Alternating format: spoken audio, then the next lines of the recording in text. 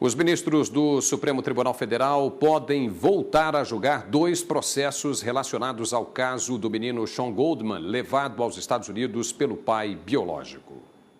O plenário do STF deve decidir sobre a guarda do menino, que ainda é alvo de disputas. Atualmente, o garoto mora com o pai biológico nos Estados Unidos, mas a família brasileira continua brigando pelo retorno do menino. Os ministros do Supremo podem analisar hoje o caso. Em um dos habeas corpus, a avó alega que ele precisa ser ouvido para que diga se quer ficar no Brasil ou nos Estados Unidos. A disputa judicial começou em 2008, quando a mãe do garoto morreu.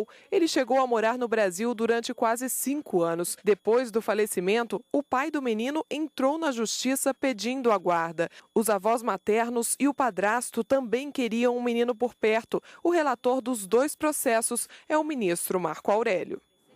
E para falar mais sobre este assunto, nós vamos conversar agora aqui nos estúdios da TV Justiça com a consultora jurídica Gisele Dantas. Olá, muito boa tarde, Gisele. Boa tarde. O que foi que determinou a saída desse menino do Brasil? Paulo, existe, na verdade, uma decisão da Justiça Federal.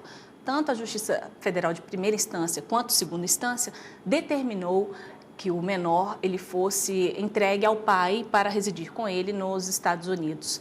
E essa decisão ela teve por base exatamente a Convenção de Haia, que foi inclusive o argumento utilizado pelo pai para que fosse feita essa entrega do menor.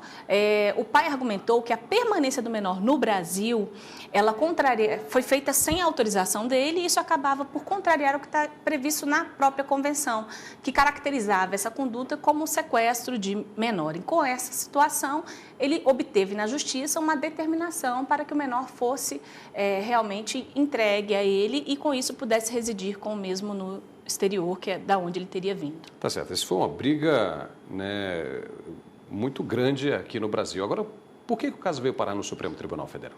Com essa decisão da Justiça Federal, a avó do menor se sentiu inconformada e ela entendia que o menor precisava, na verdade, ser ouvido aqui no Brasil para que ele pudesse manifestar a opinião dele sobre essa situação, sobre o desejo dele de permanecer ou de ir morar com o pai nos Estados Unidos. E com esse argumento, impetrou no Supremo Tribunal Federal um habeas corpus exatamente para tentar suspender a decisão do Tribunal Regional Federal.